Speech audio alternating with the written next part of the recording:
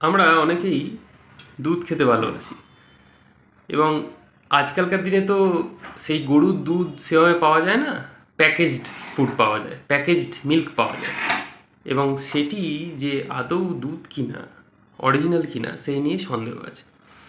তাই বলে রাখা ভালো যে গরুর দুধ কিন্তু মানুষের জন্য নয়, গরুর দুধ কিন্তু ওই বাছুরের জন্য, গরুর দুধ গরুর বাচ্চার জন্য, যেটা বাছুর তার জন্য কিন্তু গরুর দুধ। মানে এটা একটা বাজারে চালু আছে যে এই দুধ খেতে হবে, দুধ না খেলে হবে না ভালো ছেলে, এই ধারণাটা একদম ভুল।